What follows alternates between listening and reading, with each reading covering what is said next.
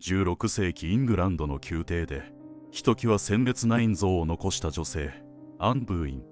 彼女はヘンリー8世の寵愛を勝ち取り、王妃キャサリンに代わって王妃の座へと上り詰めました。その過程は単なる恋愛劇ではなく、宗教改革や国家制度の転換と深く結びついており、一人の女性の運命が大国の進路を動かす契機となったのです。聡明で自尊心が強く、同時に孤立を恐れない性格は、彼女を魅惑的な宮廷人としても、悲劇的な王妃としても後世に記憶させました。しかし、アン自身はどのような思想を抱き、何を望んで行動していたのでしょうか。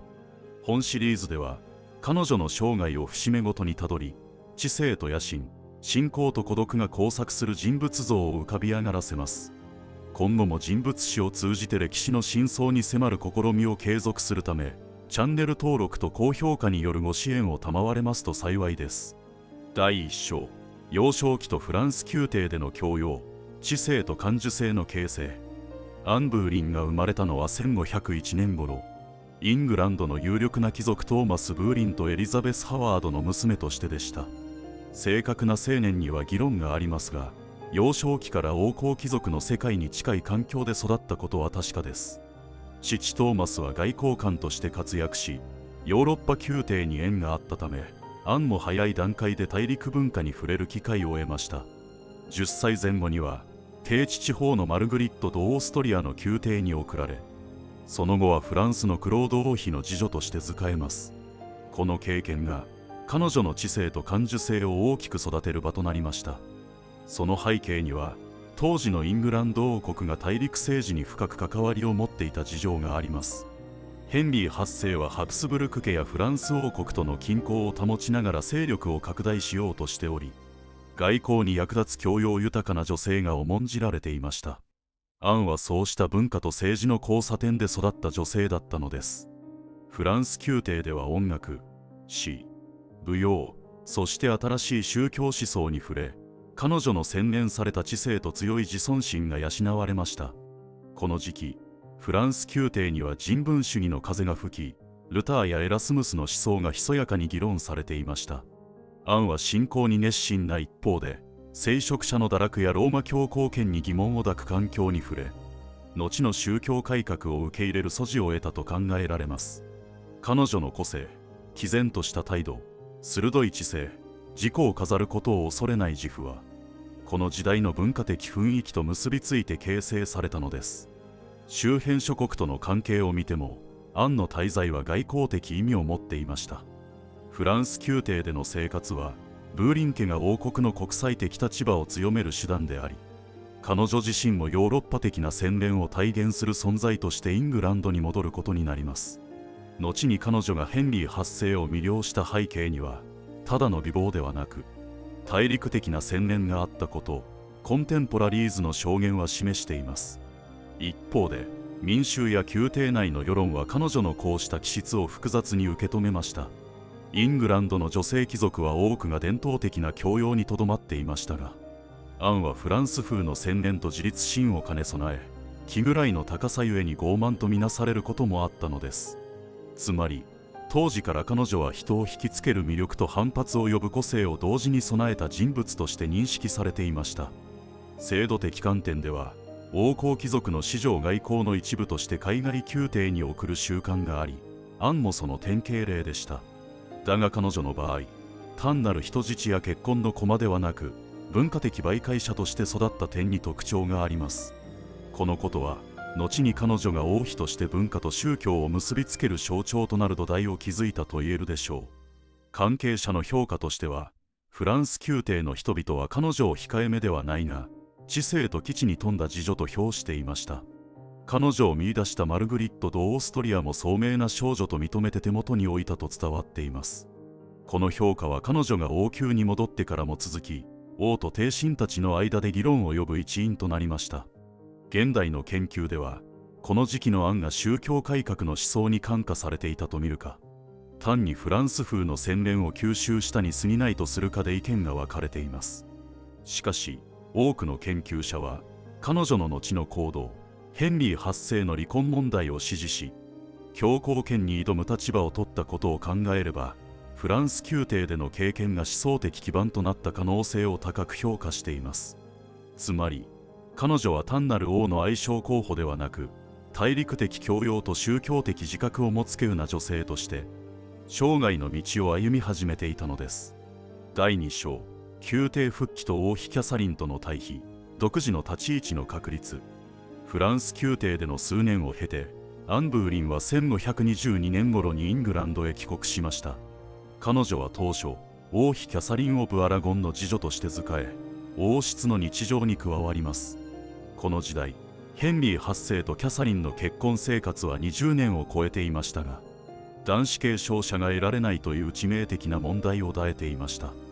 宮廷では次第に王妃の影響力の限界と後継問題の行き詰まりが話題となり、周囲の視線は自然と次世代の女性たちに向けられたのです。背景を見れば、キャサリンはスペイン・ハプスブルク家の威信を背負い、伝統的な経験さと威厳で王妃の地位を守っていました。その一方で、アンはフランス仕込みの洗練された身のこなしと鋭い会話術で宮廷の雰囲気を一変させます。彼女は王妃の信頼を得ながらも、既存の枠組みに収まらない新しい女性像として人々の注目を集めていきました。ここに伝統的な王妃キャサリンと新しい感性を持つ次女アンという対照的な構図が浮かび上がります。周辺諸国との関係においても、この時期のアンは重要な位置を占めていました。キャサリンがスペイン神聖ローマ帝国との絆を象徴する存在だったのに対し、アンはフランス文化の薫陶を体現する人物でした。両者の背後には、当時激しく対立していたハプスブルク家とバロワ家という二大勢力の影があり、宮廷の人々は彼女の存在を外交上の潜在的なカードとみなしていました。民衆や帝臣の感覚もまた複雑でした。キャサリンは信仰深く慈善活動に熱心で、庶民の間で長らく人気を保っていました。対してアンは、当初は異国風で気取った次女とみなされ、好奇と批判を同時に集めました。しかし一方で、若く基地に富む彼女は、宮廷の若い貴族や詩人たちから新しい風として称賛を受け、徐々に文化的影響力を高めていきます。人々の記録にはアンは控えめではなく、むしろ自らの才覚を誇示したと書かれており、その姿勢は賛否両論を呼びました。制度的には、この頃の宮廷は次女が王妃や王女の周囲を固める重要な機関であり、彼女たちは単なる従者ではなく政治的文化的役割を担っていました。アンはこの制度の中で、王妃の影響権に属しながらも独自の文化的権威を築き、結果的に制度の限界を突き抜ける存在となっていきます。関係者同士の評価を見れば、キャサリンは当初アンを高く評価し、自らの宮廷に迎え入れました。しかし次第に、アンが王の注意を引くようになると、両者の関係は緊張を帯びていきます。他方、宮廷の詩人トマス・ワイアットらは彼女を賛美の対象とし、王ヘンリー8世も彼女の知性と自尊心に強く惹かれていきました。この一目置かれる存在という評価は、後の劇的な展開の伏線となります。現代の研究では、この時期のアンをまだ野心を表に出さず、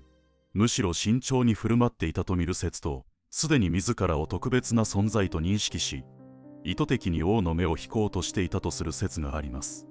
どちらにせよ、彼女のフランス宮廷仕込みの文化的魅力と自尊心が、イングランド宮廷の価値観とぶつかり、独自の立ち位置を築いたことは確かです。つまり、アンはキャサリンの影に属する次女でありながら、その内実は新しい女王像の前触れとして周囲に強い印象を刻んでいったのです。第3章、ヘンリー8世の愛称から王妃候補へ、野心と宗教的契機。1520年代半ば、アン・ブーリンはイングランド宮廷の中心で注目を集める女性となっていました。王ヘンリー8世はその聡明さと洗練された振る舞いに強く惹かれ、やがて彼女を愛称に迎えようとします。しかしアンは、単に国王の情熱に応じて宮廷の華やぎを得るだけの女性ではありませんでした。彼女は愛称という立場を拒み、正妃として王の伴侶となる道を選んだのです。これはイングランド宮廷における従来の枠組みを根本から揺るがす選択でした。この決断の背景には、ヘンリー8世の結婚問題がありました。王妃キャサリン・オブ・アラゴンとの間に男子が生まれず、王朝の安定は危機に瀕していました。ヘンリーは教皇に離婚を認めさせようとしましたが、カール5世、神聖ローマ皇帝でありキャサリンの甥の圧力のもと、ローマ教皇は承認を拒み続けました。こうした膠着状態の中で、アンの存在は単なる愛人ではなく新しい正当性の象徴として位置づけられていったのです。周辺諸国との関係を考えると、この事態はヨーロッパ外交の緊張点そのものでした。スペインと神聖ローマ帝国はキャサリンを支持し、フランスはヘンリーの動きを利用しようと注視していました。アンがフランス文化を体現していたこともあり、彼女の登場はイングランドがフランス寄りに傾く兆しと受け止められることもありました。こうして彼女は王の愛称ではなく国際政治の駒として諸外国の施設からも注視される存在となっていったのです。民衆の反応は複雑でした。多くのロンドン市民や農民は長年経験差で慕われていたキャサリンに同情し、アンを王の気まぐれを利用する女と非難しました。民間の落書きや歌には国王の魂を惑わす蛇としてアンを揶揄する表現さえ登場しました。しかし一方で、改革派知識人の一部は、彼女が新しい宗教思想に理解を示すことを知っており、彼女を国王を教皇から解放する可能性を秘めた女性と期待しました。このように、民衆の間では悪女と改革の希望の2つのイメージがせめぎ合っていたのです。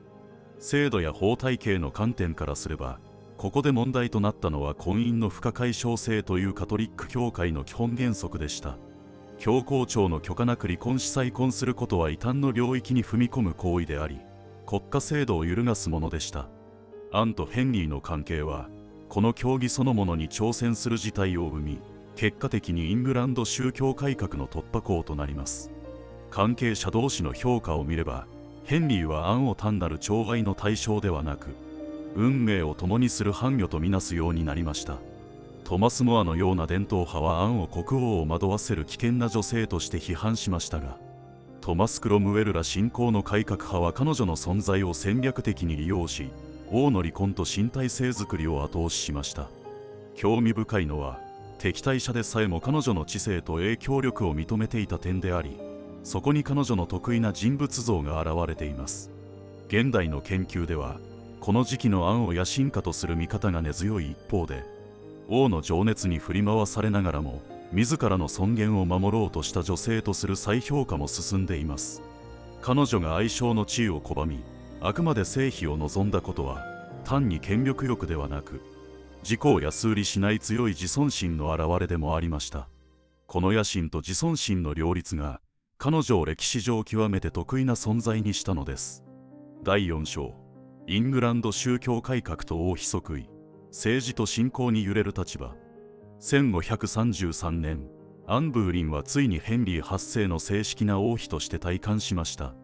これは単なる宮廷内の恋愛劇の結末ではなく、国家体制そのものを揺るがす大事件でした。というのも、彼女との婚姻はローマ教皇庁の承認を得られなかったため、ヘンリーは自らをイングランド教会の最高首長と宣言し、教皇権からの独立を選んだからです。こうしてイングランドはカトリック世界から切り離され、宗教改革の道を歩み始めました。その起点に、一人の女性、アンの存在があったことは歴史の象徴的事実です。この転換の背景には、国王の後継問題と王権強化の意図がありました。男子継承者を得たいという王の切迫感と、教皇の権威に縛られない国家教会を築きたいという政治的思惑が重なり、アンとの結婚は宗教的制度的決断として正当化されました。アンはこの大転換の中で新しい王妃、改革派の象徴として位置づけられました。外交関係において、この婚姻は嵐を巻き起こしました。スペインと神聖ローマ帝国はキャサリン王妃の地位を強く擁護し、アンを簒奪者とみなしました。フランス王フランソワ一世は表面的には祝意を示しましたが、実際にはイングランドの急進的な動きを警戒し、距離を置くようになります。つまりアンの即位は、イングランドをヨーロッパの孤立に追い込みつつ、国家独自の方向性を形作る契機でもありました。当時の民衆の反応は二分されました。キャサリンに同情する声が依然として強く、庶民はキャサリンを敬い、アンを嫌悪したと記録されています。ロンドン市街では彼女の行列に罵声が浴びせられたとの報告もあります。一方で、新しい宗教思想に共鳴すると七色層の一部はアンを歓迎し、真の信仰を導く王妃として期待を寄せました。この悪女か改革者かという両極の評価は、彼女の生涯を通して付きまとうことになります。制度的観点からすれば、この出来事は司教令によって王をイングランド教会の最高権威とする体制を生みました。婚姻と王妃の地位をめぐる問題が、最終的に国家と教会の関係を根本的に変えたのです。アンは単に新しい妃としてではなく、制度変革を体現する存在として歴史の舞台に立っていました。関係者の相互評価をたどると、ヘンリーは彼女を国を導く伴侶として高く持ち上げましたが、帝臣や聖職者の中には不安と反感が広がりました。トマス・クロムウェルのような改革派は彼女を利用し、王権強化の道具としましたが、伝統派のトマス・モアは彼女を国を惑わせる存在とみなし、最終的に王に背いて殉教します。つまりアンは、国内の権力者たちの対立を映し出す鏡となっていたのです。現代の歴史研究では、アンの王妃即位は彼女自身の野心ではなく、王権と宗教の結びつきの象徴と見る見解が強まっています。彼女が改革派の著作を愛読し、聖書翻訳を支持していたことは確かですが、それが必ずしも体系的な思想に基づいた行動だったかどうかは議論の余地があります。むしろ、彼女の存在が王の決断を正当化する象徴となったこと自体が重要であり、その象徴性が彼女を歴史の渦に巻き込んでいったのです。第5章、エリザベス誕生と後継問題、王妃としての栄光と不安。1533年9月7日、アン・ブーリンは待望の子を出産しました。しかし、それは男子ではなく女児、後にエリザベス一世として名を残す王女でした。この誕生は歴史的に見れば偉大な意味を持ちますが、当時の宮廷においては必ずしも歓喜一色ではありませんでした。男子後継者を望んでいたヘンリー8世にとって、アンの地位は依然として不安定なものであり、彼女の栄光は同時に不安を伴うものとなったのです。この出来事の背景には、チューダー王朝が成立してまだ数十年しか経っていないという王朝の脆弱性がありました。王位継承をめぐる内乱の記憶が残る中、安定した男子継承者が不可欠と考えられていました。ヘンリー8世は神が男子を授けるはずと確信していましたが、アンが産んだのは女児だったことから、王妃としての正当性は早くも陰りを帯び始めました。周辺諸国との関係を考えると、この誕生は外交上の緊張を和らげるものではありませんでした。スペインと神聖ローマ帝国は依然としてキャサリンとその娘メアリーを正当とみなし、アンを正式な王妃と認めませんでした。フランス王フランソワ一世は一時的にエリザベスの婚約話を持ち出すなど融和的に動きましたが、イングランドが男子継承者を欠く状況は、国際舞台での発言力を弱める要因となっていきます。当時の民衆や都市の反応は、複雑で冷ややかなものでした。エリザベス誕生に際して祝賀の行列は行われましたが、記録によれば熱気に欠けたと評されています。市民の多くは依然としてキャサリンを支持し、アンを王の気まぐれで持ち上げられた女とみなしていました。民間の風刺詩には新しい王妃は男子を産めぬと揶揄する言葉が広まり、王妃の権威は脆弱な基盤に立っていたのです。制度的観点では、エリザベス誕生は新しい継承秩序をもたらしました。議会は王の最初の婚姻を無効とし、エリザベスを正式な後継者と認めました。これは前王妃キャサリンとその娘メアリーの地位を否定するものであり、王国の法秩序そのものを揺るがしました。つまりエリザベス誕生は単なる家族の出来事を超え、王国の制度を根底から再編成するきっかけとなったのです。関係者の評価をたどると、ヘンリーは当初エリザベスを喜び、将来の女王と称えました。しかし内心では男子継承者を望み続け、次第にアンへの信頼は揺らぎ始めます。クロムウェルをはじめとする帝臣たちは、王妃の影響力を警戒しつつも、エリザベスの誕生を利用して新しい体制を支えようとしました。一方で反対派は王妃は神に見放されたとささやき、アンの孤立を深めていきました。現代の研究者は、この出来事をアンの運命を決定づけた瞬間と位置づけています。彼女の知性や自尊心は王妃としての地位を支えましたが、男子を産めなかったという一点が16世紀の王妃にとって致命的な弱点となりました。ただし後世から見れば、この時生まれたエリザベスこそが黄金時代を築く大女王となったことは歴史の逆説であり、アンの悲劇を超えた長期的意義を示しています。第6章、失脚と裁判、宮廷政治の冷酷さと孤立。1536年、アン・ブーリンの運命は急速に暗転しました。王妃としての在位はわずか3年に過ぎず、その終わりは唐突かつ苛烈なものでした。彼女が失脚した直接の契機は、男子継承者を産めなかったことと、王の寵愛が次第にジェーン・シーモアへと移ったことでした。しかし、それ以上に重要なのは、宮廷内部の権力闘争と制度的な仕組みが彼女を切り捨てる方向に働いた点でした。その背景には、ヘンリー8世の権力運営の変化がありました。宗教改革によって教皇権から独立したイングランドは、新しい教会制度と王権強化の枠組みを築きつつありました。その中で、アンを支えた改革派と、クロムウェルを中心とする現実主義的な官僚層の間に対立が生じます。アンは自らの影響力を保持しようと王に訴え続けましたが、次第に彼女の存在は王権の安定を妨げる障害とみなされていったのです。周辺諸国との関係も彼女の立場を弱めました。スペインと神聖ローマ帝国は依然としてアンを王妃と認めず、フランスもイングランドの孤立を避けて距離を取りました。外交的に孤立する中で、アンは王国の不安定さを象徴する存在とみなされるようになり、支持基盤を欠いた状態に追い込まれました。民衆の感覚は冷淡でした。キャサリン王妃が1536年初頭に死去すると、アンはようやく正式な王妃となるはずでしたが、代わりに国中でキャサリンの死を悼む声が広がり、アンに対する敵意は強まります。同年1月、アンが男子を死産した出来事は神の罰として広く受け止められ、彼女の評判は決定的に悪化しました。記録によれば、市民は王妃は呪われていると囁き合い、もはや民衆の支持は望めない状況となっていました。制度的観点から見ると、アンの失脚は王妃の権威がいかに制度に依存していたかを示しています。議会は迅速に彼女を訴追し、王妃の地位を剥奪する法的枠組みを整えました。王権が制度を操り、個人を葬る仕組みがいかに強固であったかが浮かび上がります。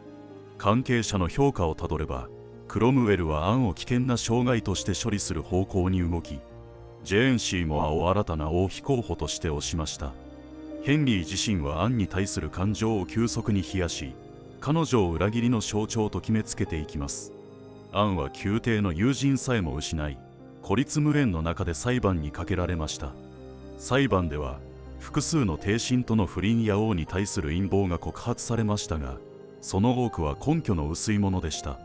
にもかかわらず、陪審は有罪と判決を下し、アンは死刑を宣告されます。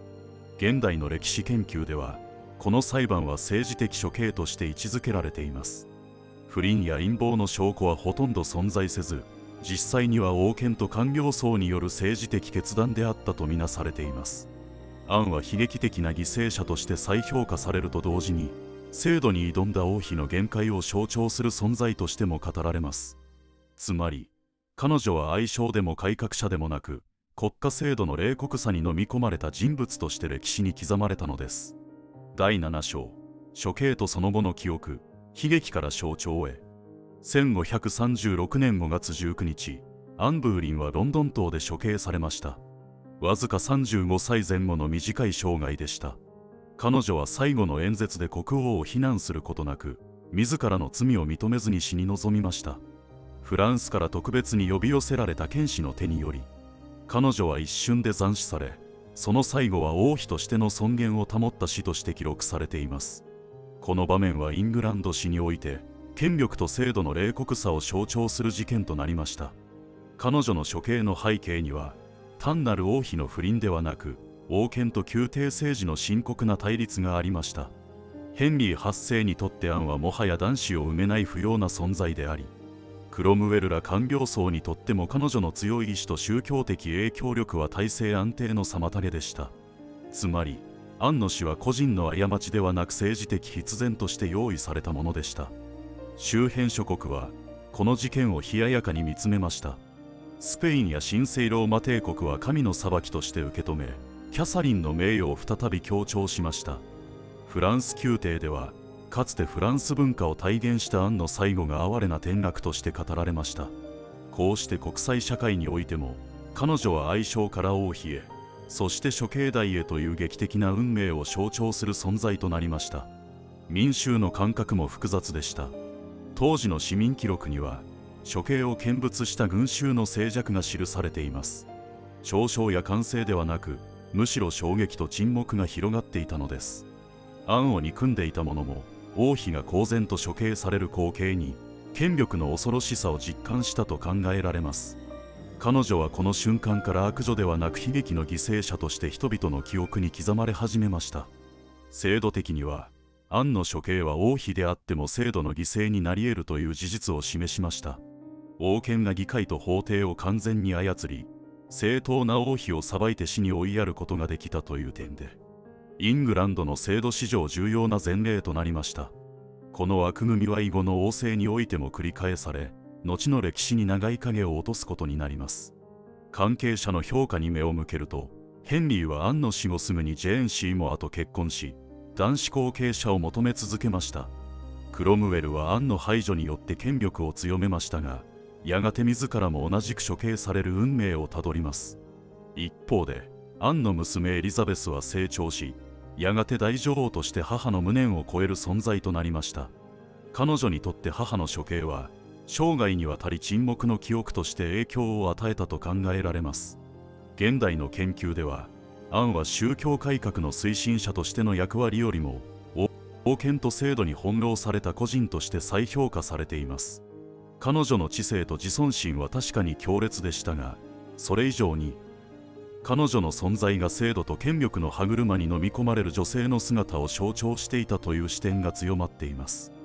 さらに近年では、彼女を母としての役割から読み解く研究も進み、エリザベス一世の知性とのつながりに注目が集まっています。こうしてアン・ブーリンは悪女から殉教者へ、そして母なる象徴へと時代ごとに異なる姿で記憶され続けているのです。今回の動画は以上となります。アン・ブーリンの生涯は個人の野心や恋愛を超え、16世紀ヨーロッパの政治、宗教、制度の変容を映し出す鏡でした。彼女の知性と自尊心はヘンリー8世の離婚問題と宗教改革を正当化する象徴となり、王国をカトリック世界から切り離す契機を生みました。しかしその力はやがて制度に飲み込まれ、彼女自身は処刑台に立たされます。それでも彼女が残したエリザベスは黄金時代を築き、母の悲劇を歴史の逆説として輝かせました。アンをどう評価するか、悪女か、殉教者か、それとも時代に翻弄された象徴か。その問いは、現代に生きる私たちに制度と個人の力関係を考える視点を与え続けています。最後までご視聴いただきありがとうございます。本シリーズの継続とさらなる歴史分析の進化のため、チャンネル登録および高評価をいただければ光栄です。それではまた次の話でお会いしましょう。ご視聴ありがとうございました。